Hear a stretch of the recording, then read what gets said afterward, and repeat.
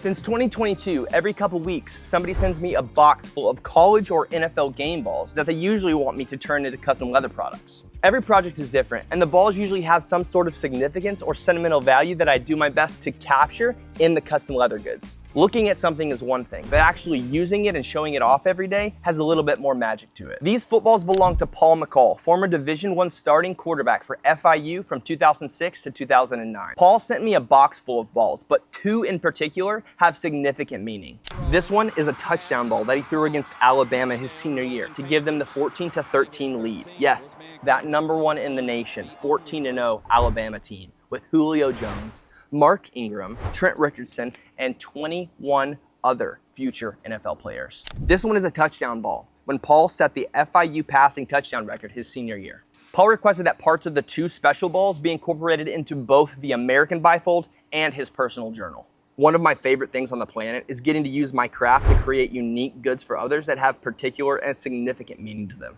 For as long as the project is on my workbench, I treat it as my own personal project, and I interject every bit of focus, attention to detail, and creational wisdom that I have received from the creator. The other balls are special too, but not quite for reasons as specific as the Bama touchdown ball and the touchdown record ball. Paul grew up in South Florida. He didn't chase big name schools. He stayed close to home. He redshirted, rode the bench, sat third string, and after the first and second string both got injured one year, he finally got his shot. His first start was the last game ever played in the legendary Orange Bowl, and the last game of his sophomore year.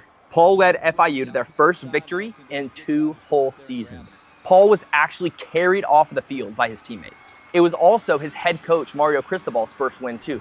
Paul told me that he will never forget Cristobal's embrace after the game. He earned the starting quarterback position in both his junior and senior seasons. They ran a spread offense built for speed, and he was throwing to rising star T.Y. Hilton. T.Y. went on to have an 11-year career with the Colts and the Cowboys. Let's talk about the Bama touchdown ball. It's from 2009 during Paul's senior season. They lost the game, but Paul threw for the second most yards that Alabama allowed that season. He took brutal hits, hung in the pocket, and delivered, including a 30-yard strike to Hilton on a crossing route that took them into the red zone.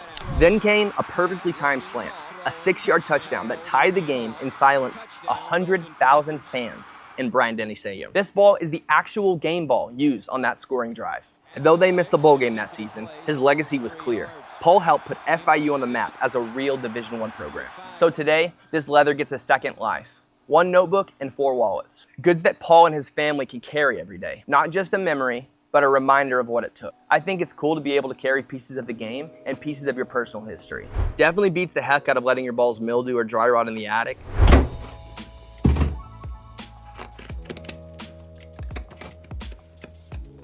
I make sure to cut just the thread holding the ball leather together so that all the leather can be salvaged.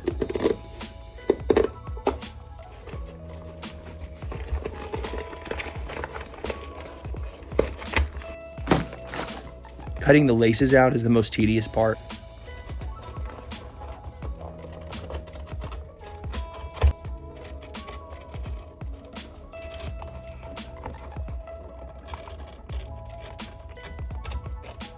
I keep the laces here in the bin. It feels wrong to just throw them away.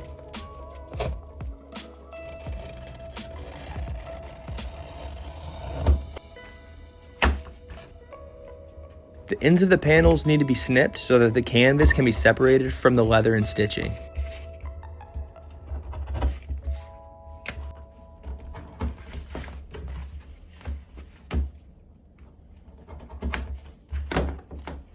The snipped ends are thrown away.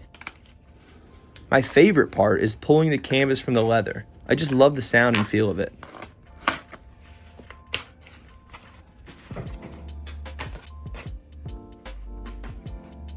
Since I have no use for it most of the time, the canvas is thrown away.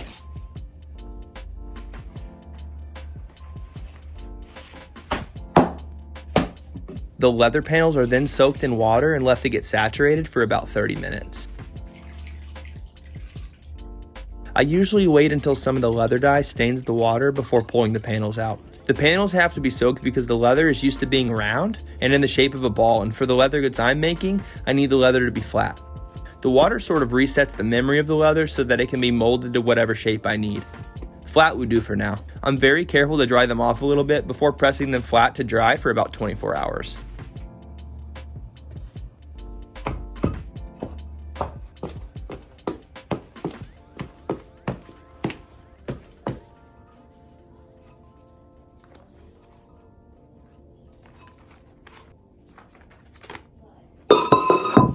Now that they're flat, I organize them to make sure each specific logo and panel is utilized on the item desired. I don't rush this step. It is crucial that I get it right.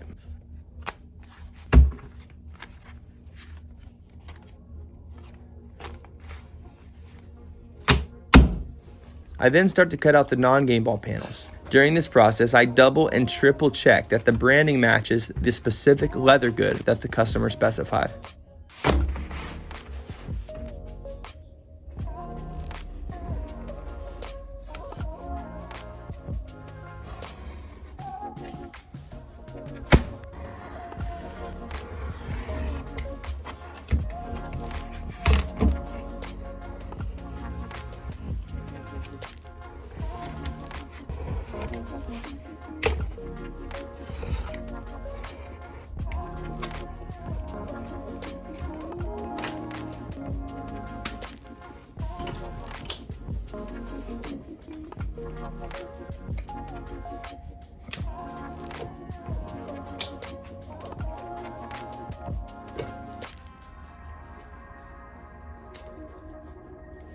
The wet molding process strips some of the oils from the leather, so I make sure to add some of the oils and waxes back in using Japanese edge cream and a canvas cloth.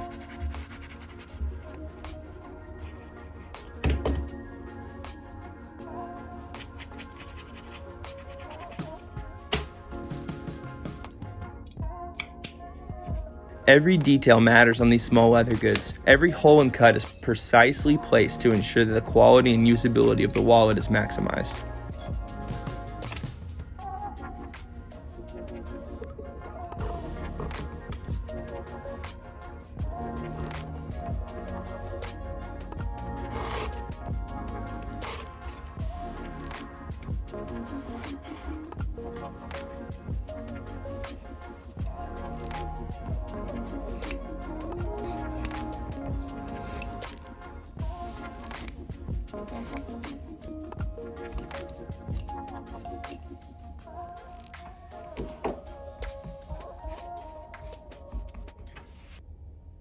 All the pieces are prepped and ready to be stitched together.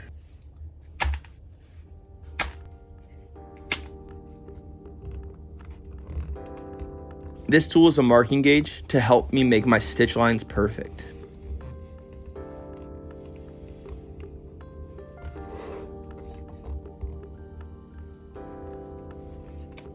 This tool is called a leather rougher, and it does exactly that. It roughs up the leather so that the glue has more surface area to adhere.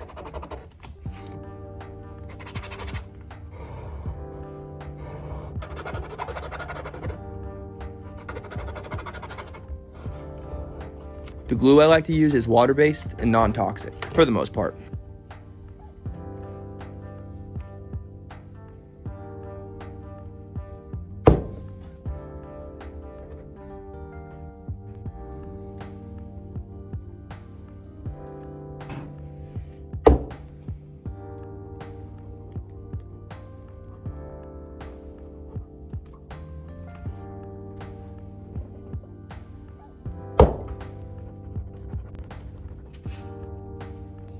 I use lots of these clips to temporarily hold panels in place when gluing or test fitting.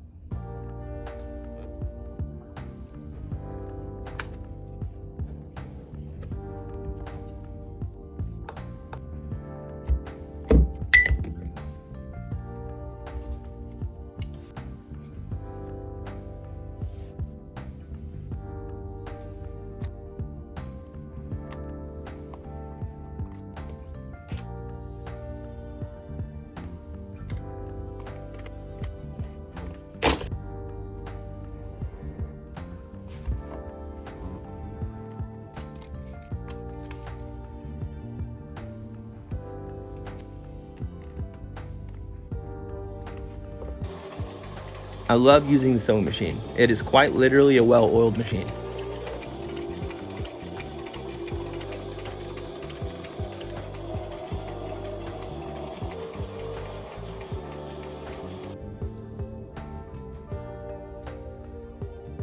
There's lots of edge beveling on this order.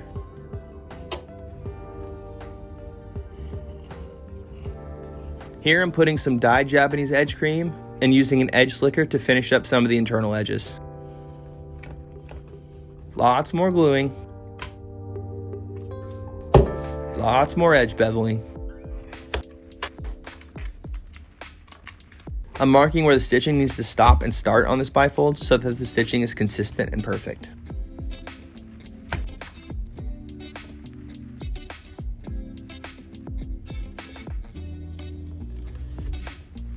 This interesting metal piece is called a bobbin, and it holds the bottom stitch of the thread under the sewing machine.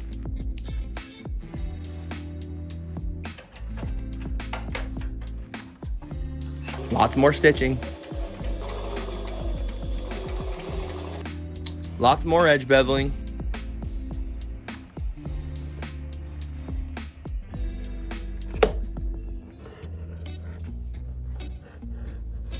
One of the most satisfying parts is finishing up all the edges on all the goods.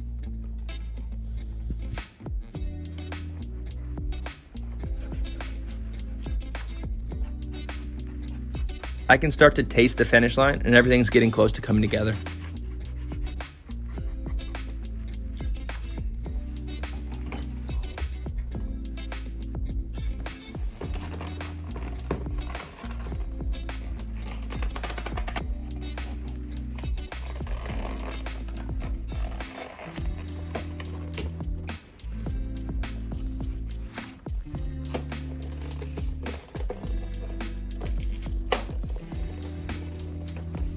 I think these goods turned out great, and the customer was extremely pleased with the work, which is always a good feeling. Projects that mean a lot to people are my favorite kind of projects, and I want to tell more of other people's stories by way of my craft.